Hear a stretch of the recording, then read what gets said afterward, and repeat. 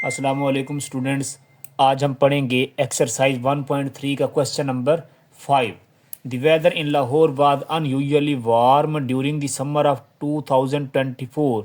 The TV news reported temperature as high as 48 degree centigrade. By using formula F is equal to 9/5 C plus 32 find the temperature as Fahrenheit. इस सवाल में उसने हमें कहा कि ये आपके पास 2024 के अंदर लाहौर का जो टेम्परेचर था वो बहुत गर्म था। टीवी न्यूज़ वालों ने रिपोर्ट दी और उन्होंने बताया कि टेम्परेचर 48 डिग्री सेंटीग्रेड है। वो कहता है अब हमने क्या करना होगा, इसी टेम्परेचर को इस फार्मूले की मदद से फ़ारेनहाइट में तब्दील कर दो। इसी तरह आपकी बुक के अंदर 3 फार्मूले हैं जो आपके पास कन्वर्ट करते हैं टेम्परेचर को। वो मैंने अलहदा पेज पर भी लिखे हुए हैं, आपकी बुक में भी हैं। वो ये है पेज हमारे पास है K is equal to C plus 273। इसका मतलब ये है अगर आपके पास डिग्री सेंटीग्रेड में टेम्परेचर आ जाए, अगर वो आपको कह दे कन्वर्ट करो केल्विन के अंदर, K रिप्रेजेंट कर रहा है केल्विन को, K रिप्रेजेंट कर रहा है केल्विन को। अगर वो आपको डिग्री सेंटीग्रेड में टेम्परेचर दे दे और वो आपको कहे कि केल्विन में निकाल कर दो तो ये फार्मूला इस्तेमाल होगा। अगर वो आपको कह देता है कि आपके फ़ारेनहाइट में टेम्परेचर गिवन है, अगर वो आपको कहे कि डिग्री सेंटीग्रेड के अंदर निकाल कर दो तो हमने ये फार्मूले का इस्तेमाल करना होगा। अगर हमें वो कह देता है डिग्री सेंटीग्रेड है आपके पास गिवन है और आप कहे कि फ़ारेनहाइट, तो आपको ये फार्मूला इस्तेमाल करना होगा। आपको ये तीनों फार्मूले याद होने चाहिए, एमसीक्यूज़ के लिहाज से भी, शॉर्ट आंसर में भी पूछ सकता है। और इसके अलावा आपके सवाल में ये तो गिवन है ये वाला फार्मूला, मगर आपके पेपरों में वो गिवन नहीं करेगा। अब आपके पास क्या लिखा हुआ, put the formula, put values formula जो हमने अभी पढ़ा भी है और उसने गिवन खुद किया हुआ है। F is equal to 9/5 C plus 32। 9 multiply C की जगह हमारे पास 48 डिग्री सेंटीग्रेड टेम्परेचर था, वही पुट करना है। 9 multiply 48 divide by 5 plus 32। 9 multiply 48 हमारे पास आएगा 432 डिवाइड बाई 5 प्लस 32। इसको डिवाइड करने से हमारे पास आंसर आता है 86.4 प्लस 32। ये हमारे पास बनेगा 118.4 फ़ारेनहाइट। एफ़ का मतलब फ़ारेनहाइट, क्योंकि हमें जवाब किस में चाहिए था, फ़ारेनहाइट में चाहिए था। इस वजह से हमारे पास ये टेम्परेचर ये होगा फ़ारेनहाइट के अंदर, ये जवाब आएगा हमारे पास।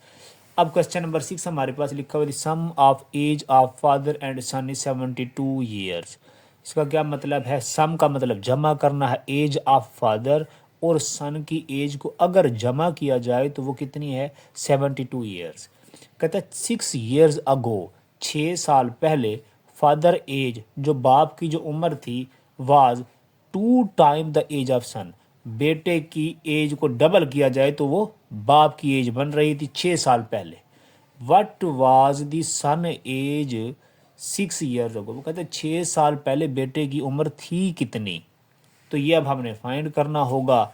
इसके लिए सबसे पहले हमें ना बाप की पता ना हमें बेटे की एज का पता, हम वो कंसीडर कर लेते हैं, कोई भी लेट कर लो कि वो एक्स और वाई है। कि हमने क्या कहा, एज ऑफ फादर एक्स हो गई, एज ऑफ सन वाई हो गई। अकॉर्डिंग टू कंडीशन हमने वहाँ पर खुद लिखा हुआ the sum of age of father and son is 72। यही हमने लिख दिया है, x plus y is equal to 72। तो 6 ईयर्स अगो, 6 साल पहले, द एज ऑफ फादर जो बाप की एज थी वो क्या होगी 6 साल पहले, एक्स माइनस 6। हमें पहले वाली एज ही नहीं पता तो उसमें से -6 करेंगे, क्योंकि 6 साल पहले की बात वो कर रहा है, 6 साल पहले की बात कर रहा है, एक्स माइनस 6। तो एज ऑफ सन हमारे पास क्या होगा, वाई माइनस 6। तो इस अकॉर्डिंग टू गिवन कंडीशन उसने क्या कहा था, 6 साल पहले बाप की एज से बेटे की एज डबल थी। बाप की एज क्या है, X minus 6 is equal to 2 times age of son. ये हमारे पास सवाल के अंदर लिखा हुआ है, 2 times age of son, 2 into y minus 6। इसे सिंप्लीफाई करें तो x minus 6 is equal to 2y minus 12। ये हमारे पास बनेगा। जो अब वाई वाले हैं उन्हें इकट्ठा कर लेते हैं, जो बगैर वाई या वो वेरिएबल के बगैर हैं जो काउंटिंग लिखी हुई है उन्हें इकट्ठा कर लेते हैं। -12, ये -6 था, इधर आकर ये प्लस का 6 हो जाएगा, ये प्लस 2y था, इधर आकर -2y हो जाएगा। x minus 2y is equal to -6। अब ये हमारे पास इक्वेशन 2 बन गई और ये हमारे पास इक्वेशन नंबर 1 थी। अब इसी तरह हमने क्या करेंगे, हमारे पास ये भी प्लस का एक्स है, ये भी प्लस का एक्स है। अब दोनों साइन प्लस के हैं, इन्हें हमने ख़त्म करना है तो हम क्या करेंगे, सब्ट्रैक्ट करवाएंगे। मैंने पहले भी बताया था कि आपके पास अगर दोनों वैल्यू सेम हैं, एक्स और ये एक्स ये हैं, तो दोनों वैल्यू सेम और इनके साइन भी सेम हैं तो हम सब्ट्रैक्ट करवाएंगे। अगर पहले ही साइन डिफरेंट होते तो हमने क्या करवाना था, ऐड करवाना था। अब ये भी प्लस का एक्स है, ये भी प्लस का एक्स है, इस वजह से अब हम क्या करवाएंगे, सब्ट्रैक्ट करवाएंगे। Subtract equation 1 and 2, x plus y is equal to 72, x minus 2y is equal to minus का 6। जब सब्ट्रैक्ट करवाते हैं तो साइन चेंज हो जाएंगे, प्लस वाला माइनस का, माइनस वाला प्लस का। ये माइनस है, ये प्लस हो जाएगा, ये प्लस था, ये माइनस हो गया, ये कैंसिल हो गए।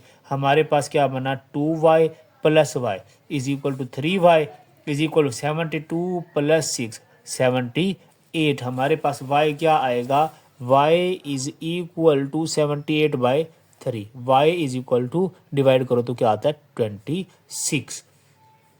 अब उसने हमारे से 6 साल पहले उसने क्या पूछा था, एज ऑफ सन।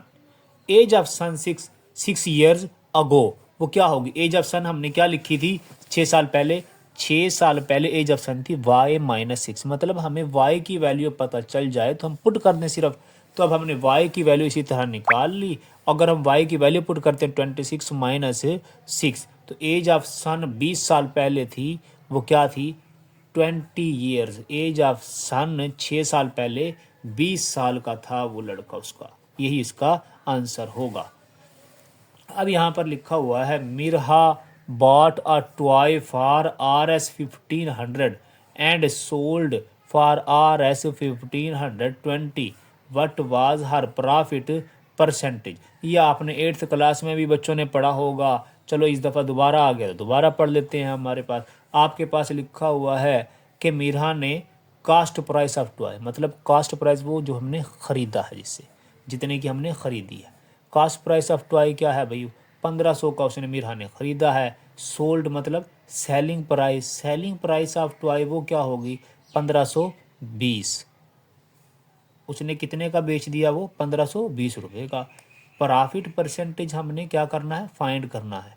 सबसे पहले इसको निकालने से पहले हमें पहले क्या निकालना पड़ेगा, प्रॉफिट निकालना पड़ेगा।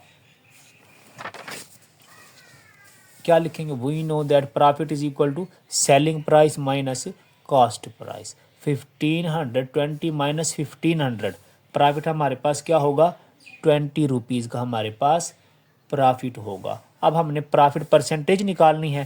प्रॉफिट परसेंटेज का फार्मूला होता है profit divide by cost price multiply by 100। अब हमने ये प्रॉफिट यहाँ फार्मूले में इस्तेमाल हो रहा था, इस वजह से हमें ये प्रॉफिट निकालने की ज़रूरत पड़ी और इस वजह से हमने पहले प्रॉफिट निकाला है ताकि हम इस फार्मूले के अंदर उसकी तमाम वैल्यूज़ को पुट कर सकें।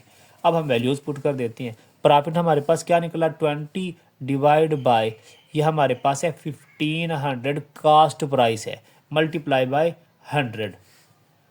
इससे आप सिंप्लीफाई करें तो ये 2 ज़ीरो के साथ ये 2 ज़ीरो कैंसिल, 20/15 बन गया। इसे और सिंप्लीफाई करें तो ये बनता है 1.33%। इसका प्रॉफिट परसेंट जो है वो क्या है, प्रॉफिट परसेंट हमारे पास 1.33% है। अब हमारे पास क्वेश्चन नंबर इसका 8, क्वेश्चन नंबर 8 हमारे पास है, जो कहते हैं the annual income of Tayyab is 9,60,000 while exempted amount is Rs 1,30,000. How much tax would he have to pay at the rate of 0.75%? उसने कहा तैयब की जो एनुअल इनकम है वो 9,60,000 है, मगर जो वाइल एग्जेम्प्टेड अमाउंट जो उसकी कटौती हुई है वो क्या है 1,30,000 की उसकी कटौती हो गई। हाउ मच टैक्स, फिर उसे कितना टैक्स देना पड़ेगा, किस रेट के हिसाब से, अगर वो रेट ये हो तो उसे कितना टैक्स अदा करना होगा। ये सवाल भी पुराना 8th क्लास वाला ही है। अब हम क्या करेंगे, टोटल इनकम हमारे पास कितनी है 9,60,000, एग्जेम्प्टेड अमाउंट मतलब जो कटौती हुई है वो कितनी है 1,30,000। रिमेनिंग, पहले तो हम रिमेनिंग निकालेंगे ना, पहले उसकी कटौती वाले तो निकाल दें, उसके बाद ही टैक्स पर उसकी वो निकालेंगे रेट के कितना टैक्स लगता है। तो अब क्या करेंगे, रिमेनिंग अमाउंट 9,60,000 नफ़ी 1,30,000, ये हमारे पास रिमेनिंग होगा 8,30,000।